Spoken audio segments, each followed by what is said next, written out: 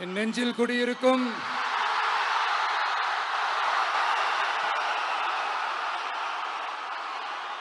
திருநெல்வேலி மக்கள் உங்கள் அனைவருக்கும் என்னுடைய வணக்கம். வணக்கம் வணக்கம் வணக்கம் வணக்கம். எல்லாரும் எப்படி இருக்கீங்க?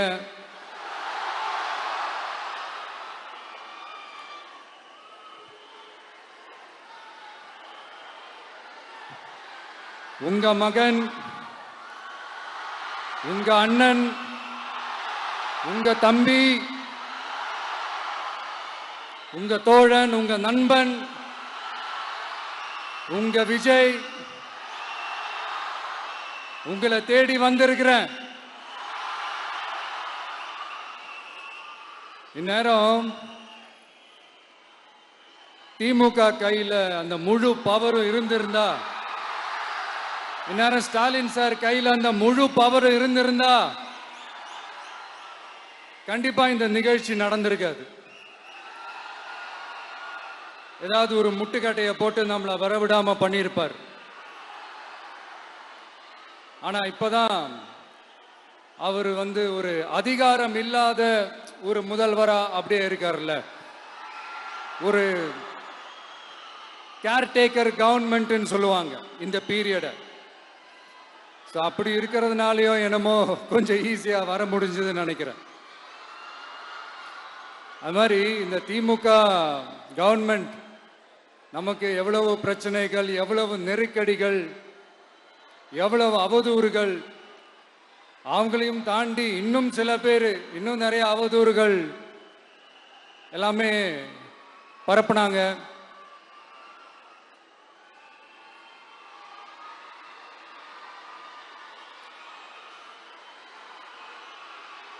இந்த திமுக கூட்டணிக்கும் பாஜக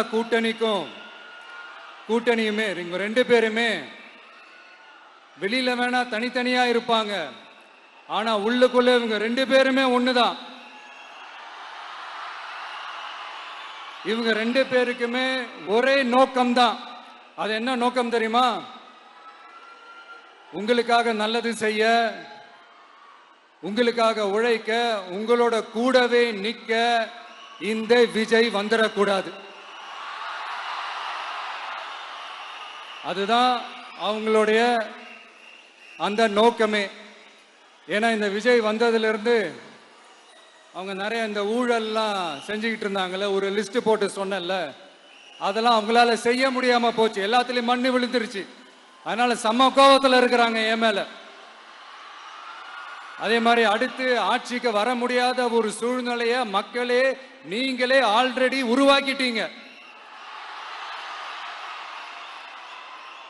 இந்த கூட்டணி கணக்கு, அந்த கணக்கு, இந்த கணக்கு எதுவுமே எடுபடல. இந்த அரித்மேட்டிக் கணக்கு, மேத்தமேட்டிக்ஸ் கணக்கு எல்லாமே மண்ணுக்குள்ள புதைச்சிட்டீங்க. அப்புறம் இந்த கொள்ளையடிச்சு வச்சிருக்கிற இந்த பணத்தை எல்லாம் வச்சு கல்லாப்பட்டி கூட்டணின்னு ஒண்ணு சேர்த்து வச்சிருந்தாரு. அது எல்லாமே இப்ப கலகலத்து போய் நிக்குது. டாப் தனியா, பாட்டம் தனியா, ரீப்பர் தனியா, ஜாயிண்ட் தனியா, அப்படி நிக்குது தனித்தனியா. எல்லாமே அப்படியே ஒட்ட வச்சுக்கிட்டு இருக்கிறாரு. கூட்டணி கட்சிக்காரங்களே ஒருத்தருக்கு ஒருத்தர் ஓட்டு போட்டுக்க மாட்டாங்க போல் இருக்கு. அப்படி இருக்கு நிலைமை இந்த திமுக கூட்டணியில. சரி, இவங்களுக்கு தான் இந்த நிலைமைன்னு பார்த்தா இந்த பாஜக தலைமையில் மற்றும் பலர் அவங்க நிலைமை இன்னும் மோசமா இருக்குது. அதனால மக்களே, இந்த திமுகவோட நேரடி கூட்டணிக்கும் மறைமுக கூட்டணிக்கும் நம்ம மேல காண்டு.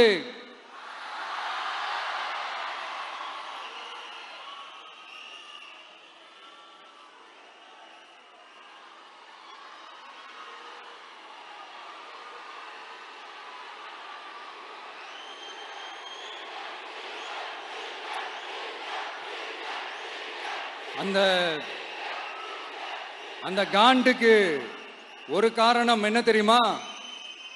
அவங்க வீட்டிலேயே, அவங்க குடும்பத்திலேயே விசில் சத்தம் பலமா கேக்குதான்.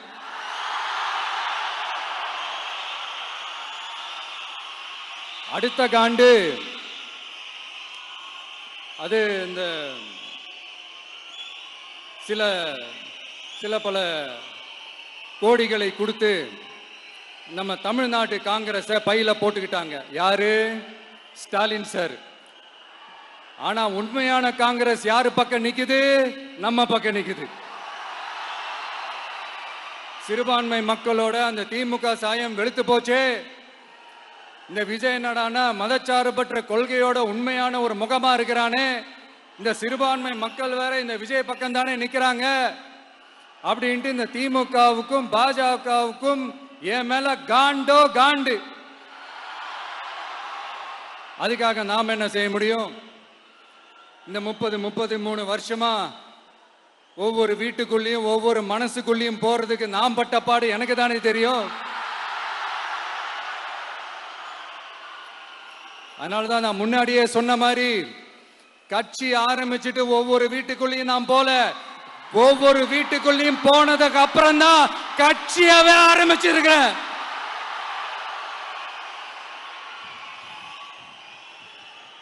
இது இந்த அரசியல் எல்லாத்தையும் தாண்டி இருக்கிற ஒரு உறவு.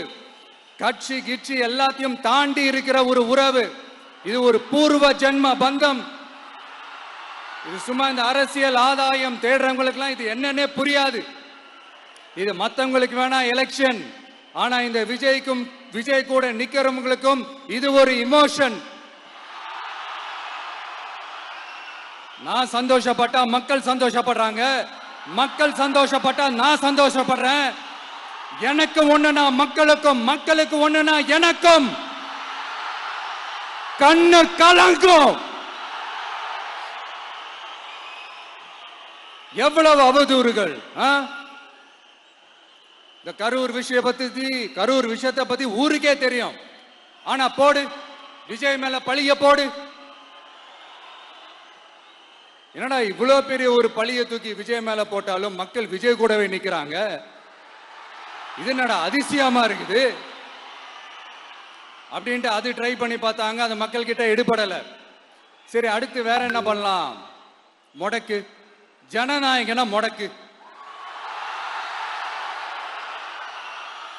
படத்தை முடக்குனா கொஞ்சம் பையன் கொஞ்சம் டிஸ்டர்ப் ஆயிடுவான். அதனால படத்தை முடக்கு. இது யாரு முடக்குனாங்கன்றது உங்களுக்கே தெரியும். அது நான் சொல்ல வேண்டிய அவசியம் உங்களுக்கு இல்லை.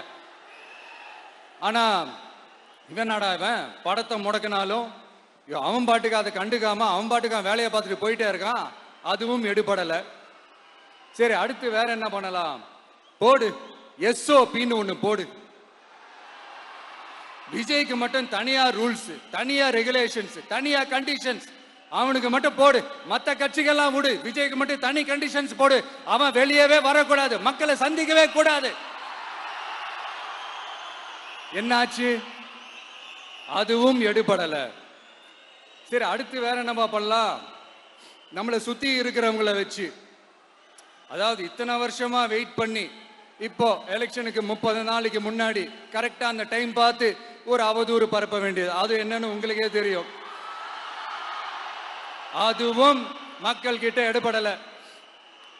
அது மாதிரி எத்தனை சோதனைகள், எத்தனை வேதனைகள் நீங்க கொடுத்தாலும் இந்த திமுக நாளையோ இல்ல இந்த பாஜக நாளையோ இல்ல இந்த மற்ற பலர் நாளையோ இல்ல எந்த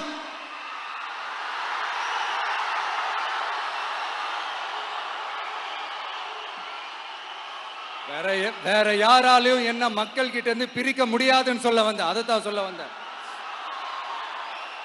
ஒவ்வொரு வீட்டில் இருக்கிற ஒவ்வொரு விஜயும் இருக்கிற வரைக்கும் என்ன மக்கள் கிட்ட இருந்து பிரிக்கவே முடியாது.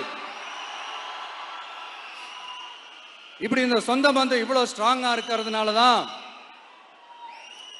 நான் முன்னாடியே சொன்ன 234 தொகுதியிலையும் இந்த விஜய் தான் வேட்பாளர் அப்படின்னு தான் அதை நான் செஞ்சிருக்கிறேன். ஏன்னா நம்மளுடைய வேட்பாளர்கள் யாரும் டாட்டாவோ பிர்லாவோ அம்பானியோ அதானியோ கிடையாது.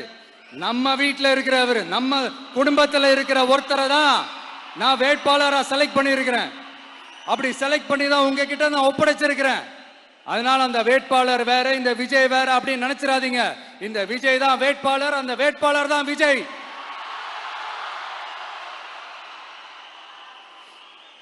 இத்தனை வருஷம் யார் யாருக்கோ ஓட்டு போட்டீங்க. ஆனா இந்த வருஷம் உங்க வீட்டுல இருக்கிற ஒருத்தருக்கு, உங்க வீட்டுல இருக்க நம்ம குடும்பத்தில் இருக்கிற ஒருத்தருக்கு நம்ம ஓட்டு போட போறோம்.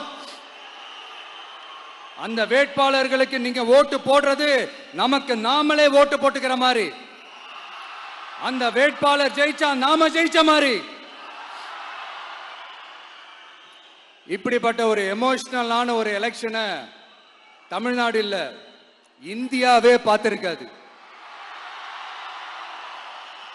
இது நீங்க எவ்ரி 5 years வர ஒரு எலெக்ஷன் மாதிரி இதை நினைச்சிடாதீங்க. இது வேற, இது ஒரு அதிசய எலெக்ஷன். 50 வருஷத்துக்கு ஒரு வாட்டி நடக்கிற ஒரு எலெக்ஷன் மாதிரி. அதனால அந்த சான்ஸை மிஸ் பண்ணிடாதீங்க மக்களே. ஒரு காமராஜர் தானா, ஒரு அண்ணா தானா, ஒரு எம்ஜிஆர் தானா நம்ம தமிழ்நாட்டுக்கு? அவங்கள மாதிரி வேற யாருமே வந்துட மாட்டாங்களா அப்படின்னு நீங்க ஏங்கினது எனக்கு தெரியும். அத மனசுல வச்சுக்கிட்டு தான் நம்ம டிவிக்கே வந்திருக்கிறோம். நம்ம டிவிக்கு யார் யார் மாதிரி எல்லாம் உழைக்கும் சொல்லவா? ஐயா முத்துராமலிங்க தேவர் மாதிரி, ஐயா வீரன் சுந்தரலிங்கம் மாதிரி, ஐயா வாவுசி மாதிரி, ஐயா அழகு முத்துக்கோன் மாதிரி, ஐயா கட்டபொம்மன் மாதிரி, ஐயா ஒண்டி வீரன் மாதிரி, ஐயா குரூஸ் பெர்னாண்டஸ் மாதிரி மாதிரி ஒட்டுமொத்த தமிழ்நாட்டு மண்ணுக்கும் உழைக்கும், உழைச்சிக்கிட்டே இருக்கும். இந்த எலெக்ஷன்ல நம்ம டிவிக்கு ஆட்சி அமைஞ்சா அது என்ன அமைஞ்சா அமைக்கிறோம். எப்படி அமைக்கிறோம்? நம்ம டிவிக்கு ஆட்சி அமைஞ்ச உடனே பெண்கள், இளைஞர்கள் எல்லாருமே நல்லா இருப்போம், நல்லா இருப்போம், நல்லா இருப்போம். விவசாயிகள், மீனவர்கள், உழைக்கிற மக்கள் எல்லாருமே நல்லா இருப்போம், நல்லா இருப்போம், நல்லா இருப்போம். இன்னும் பல வருஷத்துக்கு நம்மளுடைய குடும்பங்கள், நம்மளுடைய சந்ததிகள், நம்மளுடைய தலைமுறைகள் எல்லாருமே நல்லா இருப்போம், நல்லா இருப்போம், நல்லா இருப்போம். அதனாலதான் மீண்டும் மீண்டும் சொல்றேன், வேற யாருக்காவது ஓட்டு போட்டு உங்க ஓட்டை வேஸ்ட் பண்ணிடாதீங்க. அதனாலதான் பார்த்து பார்த்து உங்களுக்கான வாக்குறுதிகளை நாம அதை அறிவிச்சிட்டு இருக்கிறோம். சொல்லாதத, செய்ய முடியாததெல்லாம் சொல்லவே மாட்டோம். அதுல ரொம்ப உறுதியா இருக்கிறோம். சொல்லாததை செய்வோம், அது வேற விஷயம். ஆனா செய்யறத மட்டும் தான் சொல்லுவோம். யங்ஸ்டர்ஸ், விவசாயிகள், மீனவர்கள், இந்த மாதிரி பல திட்டங்கள் இருக்கு, எல்லாத்தையுமே நிறைவேற்றுவோம். இந்த விஜய் அதை சாத்தியமாக்கி காட்டுவான். இதை நான் ஏன் இவ்வளவு ஸ்ட்ராங்கா சொல்றேன் அப்படின்னா, மக்கள் பணத்திலிருந்து ஒரு பைசா கூட தொட வேண்டிய அவசியமே எனக்கு இல்லை. உங்களுக்கு புரியுதுங்களா? உங்களுக்கு மக்களுக்கு தப்பே நடக்காது, தப்பே நடக்க விட மாட்டேன். இப்ப நான் சொன்னல, மக்கள் காசுல இருந்து ஒரு பைசா கூட தொட மாட்டேன்னு. அதை இப்ப ஆண்டுகிட்டு இருக்கிறவங்க, இதுக்கு முன்னாடி ஆண்டவங்க தில்லா சொல்ல முடியுமா? என்னை எதிர்த்துட்டு இருக்கிறவங்களால தில்லா, கட்ஸா, கெத்தா இத சொல்ல முடியுமா? நீங்க ஒழுங்கா ஆட்சி நடத்திருந்தா பெண்கள் பாதுகாப்பு ஏன் இவ்வளவு மோசமா இருக்குது? இளைஞர்களுக்கு ஏன் வேலை வாய்ப்பு இல்லாம போச்சு? போதைப் பொருள் கலாச்சாரம் ஏன் அதிகமா இருக்கு? சட்டம் ஒழுங்கு ஏன் சரியா இல்ல? வன்முறை ஏன் தலைவரிச்சு ஆறுது? இதுக்கு உங்களால பதில் சொல்ல முடியுமா ஸ்டாலின் சார்? பதில் சொல்ல தகுதி இருக்கான்னு தான் கேட்டிருக்கணும். ஆனா கொஞ்சம் நாகரிகம் கருதி அப்படி வேணான்னு பாக்குறேன். 2-2.5 வயசு குழந்தைய துள்ள துடிக்க உங்க திமுக நிர்வாகி ஒருத்தன் கொன்னான, அதுக்கு என்ன பதில் சொல்ல போறீங்க? விளாத்திக்குளம் பக்கத்துல +2 படிக்கிற ஒரு பொண்ணு டாய்லெட் வசதி சரியா இல்லாம ஒரு அவசரத்துக்கு காட்டு பக்கம் போய் ஒதுங்கினாங்களே, என்னாச்சு? இந்த உலகத்தை விட்டே போயிட்டாங்க. அதுக்கு என்ன பதில் சொல்ல போறீங்க? இந்த பிள்ளைங்களை உங்களால திருப்பி கொடுக்க முடியுமா சார்? 5 வருஷமா போலீஸ் டிபார்ட்மெண்ட்டை கையில வச்சுக்கிட்டு என்ன சார் பண்ணீங்க? பொம்மைகள் மாதிரி வச்சு விளையாடிட்டு இருந்தீங்களா? ஒரு மனசாட்சின்றது வேணாம். நாங்குநேரி பிரச்சனையை பத்தி பேசினா அது போதையில நடந்துச்சான், போதை பொருட்கள்னால அது நடந்துச்சான். பெரிய கண்டுபிடிப்பு எங்களுக்கு தெரியாது பாரு, அது எங்களுக்கும் தெரியும் உங்களுக்கும் தெரியும். கேள்வி அது இல்ல, அதை ஏன் தடுக்கலன்றதுதான் எங்களுடைய கேள்வி.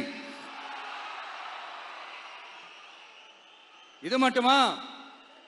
மணலை திருடுறாங்க, மண்ணை திருடுறாங்க, மலைகளை முழுங்குறாங்க, சட்டவிரோதமா கல்குவாரி நடத்துறாங்க, மணல் மாஃபியா அது ஒரு பக்கம் நடந்துகிட்டு போகுது, இன்னொரு பக்கம் மினிஸ்டர்ஸ் கொள்ளையடிக்கிறாங்க, இன்னொரு பக்கம் குடும்பமா சேர்ந்து கொள்ளையடிக்கிறாங்க. டாஸ்மாக்ல ஊழல், நகராட்சி துறையில ஊழல், இப்படி ஊழல் ஊழல், ஆட்சி முழுக்க ஊழல் ஊழல்லே ஊறி போய் நாரி போய் கிடக்குது. எந்த மூஞ்ச வச்சுக்கிட்டு சார் வந்து ஓட்ட கேட்பீங்க?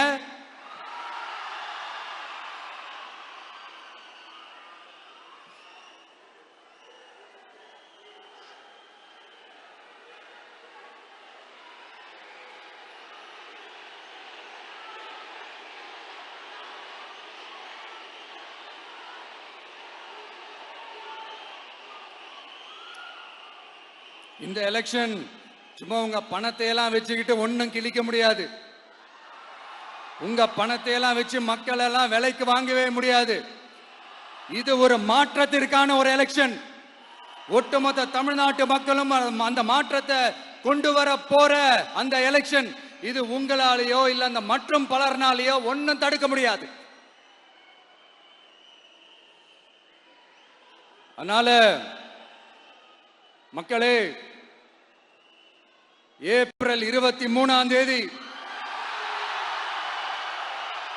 காலையில சும்மா பக்காவா ரெடி ஆயிட்டு வீட்டில் இருக்கிற சாமியெல்லாம் கும்பிட்டுட்டு உங்க ஓட்டர் ஐடி கார்டை கையில் எடுத்துக்கிட்டு முதல்ல பூத்துல போய் நின்று அந்த விசில் சின்னத்துக்கு நேரா இருக்கிற அந்த பட்டனை ஒரு அழுத்துங்க. இது ஒரு தலைமுறைக்கான ஒரு தேர்தல், உங்களுக்கான தேர்தல். எப்பேற்பட்ட வசதியான வாழ்க்கையா இருந்தாலும் எல்லாத்தையும் தூக்கி எறிஞ்சது உங்களுக்காக மட்டுமே வந்திருக்கிறேன். உங்களுக்காக நன்றி கடன் செலுத்துறதுக்காக மட்டுமே வந்திருக்கிறேன். அத்தனை வழிகளையும் தாங்கிக்கிட்டு உங்களுக்காக மட்டுமே வந்திருக்கிறேன். ஒரு நாளும் பொய் சொல்லி உங்களை நான் ஏமாத்தவே மாட்டேன்.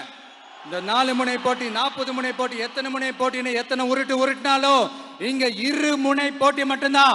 ஒண்ணு, இன்னொன்னு ஒன்னு டிவிகே, இன்னொன்னு டிஎம்கே. மக்கள் விரோத ஆட்சி நடத்துற ஸ்டாலின் சார் வேணுமா? மக்களை நேசிக்கிற உங்க விஜய் வேணுமா? அவ்வளவுதான் இந்த எலெக்ஷன். அதனால உங்க மகனுக்கு, உங்க அண்ணனுக்கு, உங்க தம்பிக்கு, உங்க பிள்ளைக்கு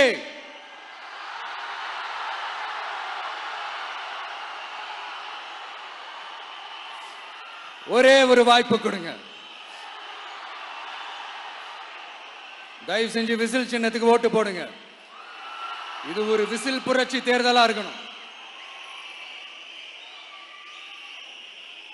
நான் தன்னந்தனியாளு, நீ எல்லாம் நம்ம பாரு, கொஞ்சம் நவந்தனா இங்க 8 கோடி பேரு, மிரல போது ஸ்டேட்டு நம்ம விசில் சத்தம் கேட்டு, நல்ல வங்க வாழ இங்க விசில் கடி ஓட்டே. கடைசி நம்பிக்கை மக்களை தேடி வருது, அதை இறுக்கி புடிச்சு ஒரு வரலாறு எழுது. உங்க விஜய், நான் வரேன். விசில் அடிக்க ரெடியா? கான்பிடண்டா இருங்க, நல்லதே நடக்கும், வெற்றி நிச்சயம். மீண்டும் சந்திக்கும் வரை நன்றி, வணக்கம்.